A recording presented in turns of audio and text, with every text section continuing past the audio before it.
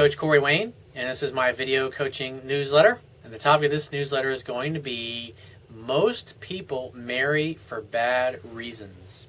Got an email here from a viewer.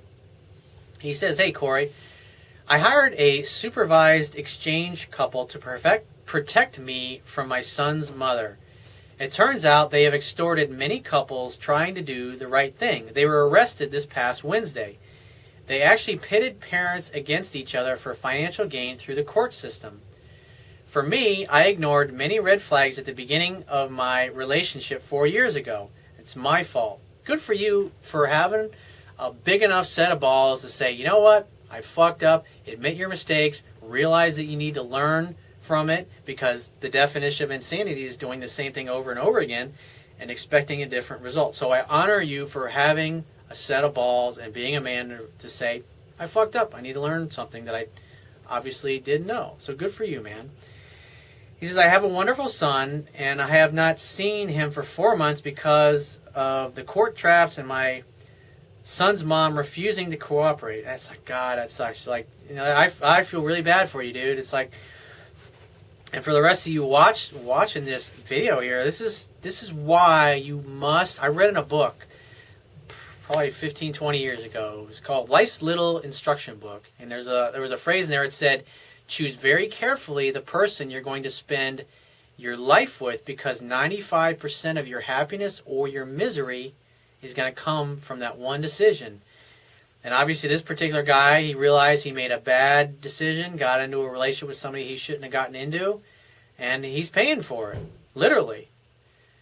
And figuratively, emotionally and financially, he's paying for it. He says, "This is developing quickly as everything reported to the court that was negative about me will now be erased." He says, $29,000 in attorney fees later. It's like, God damn. It's like, your attorney's loving you, dude. It's like, when I was going through my divorce, I finally had to sit down with my attorney, and I said, look, dude, I'm tired of this fucking bullshit. It's like, you write great letters, and I'm really appreciative of the fact that you write a letter when my ex-wife's attorney writes a letter. And my ex-wife was, she's a great girl, but she's kind of a dingbat. And she took most of the money that I had given her from when we sold our house.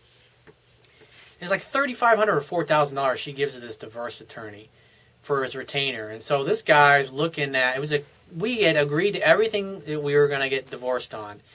And so after this, I get a letter, my attorney gets a letter saying that she wants alimony. We were only married a year. She wants alimony, she wants to go back to school and this and that. And so it's like after several months of, it's like every time my attorney wrote a letter, it's $250, $300 for a fucking letter.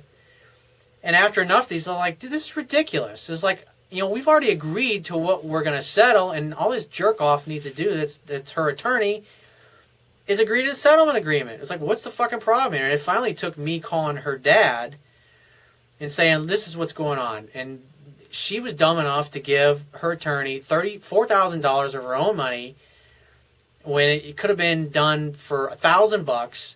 And all this guy is doing is writing letters, which is costing me money and pissing me off, because he's trying to use up his retainer so he doesn't have to give any of it back to her, because more than likely the jerk-off probably fucking spent the money.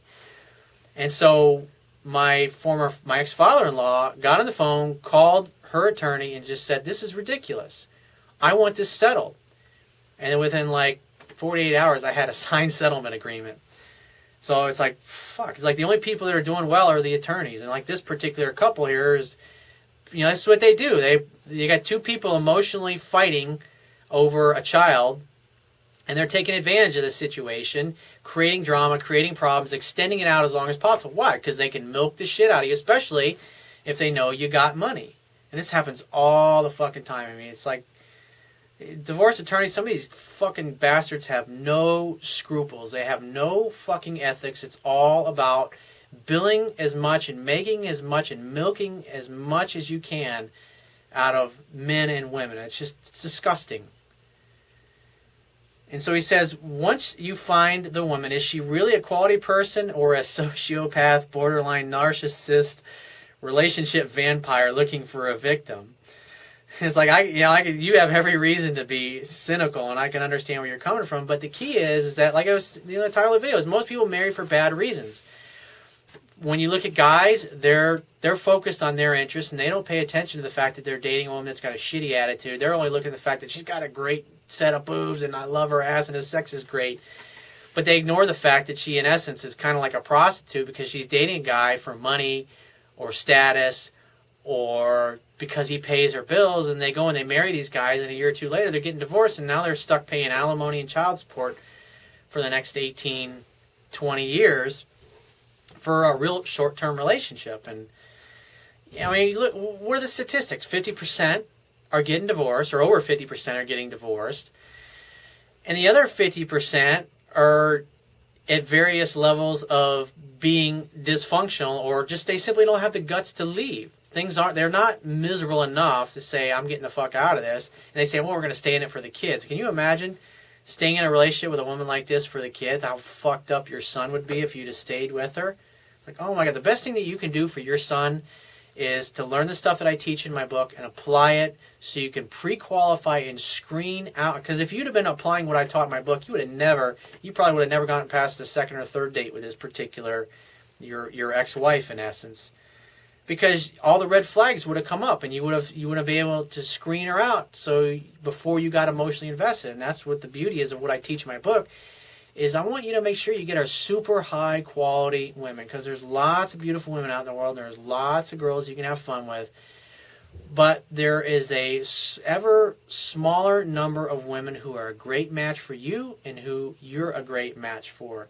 And you got to have skills, and you got to have techniques, and you got to have methods to make sure before you get into a relationship, before you fall head over heels in love with a girl, that you're actually getting into a relationship with a quality woman and not getting yourself like a fixer-upper or somebody that you got to fix, in essence, try to make them into what you want. Because you either get somebody that's what you want, or you get somebody that you're trying to make into what you want. And people are going to be themselves. You can't change people. They are the way they are. And by applying what I teach in my book, you can screen out really bad dating prospects, users, women that have no integrity. Because the stuff that I teach in my book, it brings out the best in the best women, and it brings out the worst in the worst women really fast.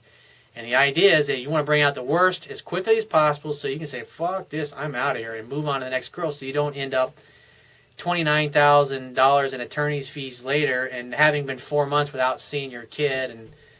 And just, I feel for you, brother. So apply what I teach, meet a really great girl, and so you don't ever have to repeat the same mistake. So obviously you learn a lesson the hard way, but good for you for the fact that you got a set of balls, and you've realized that you need to learn something and that you need to improve upon your skills. So good for you, man. I commend you for that, and I honor you for that. So if you have a question you want to ask me, go to my website, click the Contact Me tab, which will be on the left-hand side of your screen. Send me 1 to 2 paragraphs max. And just give me several days to get back to you with a response. If you want to talk to me right away, the quickest way to get my help is to book a paid phone coaching session. You can do that by going to my website, click the Products tab, which will be at the top of your screen, and just follow the instructions. If you want to get a digital version of my Kindle ebook, on my website, underneath the email sign-up box, is a box that has a link that will take you right to the Amazon Kindle download page for my book. Once you get there, if you don't have a Kindle device, just download one of their free e-reader apps for whatever electronic device you want to read my book on. And if you appreciate the value of the information I offer in this video newsletter, the articles on my website, or my ebook, you can show your appreciation right now by going to my website, and on the Wibbia toolbar at the bottom of your screen, click the PayPal donate button, and donate any amount that you feel is equal to the value of the information. And I will talk to you soon.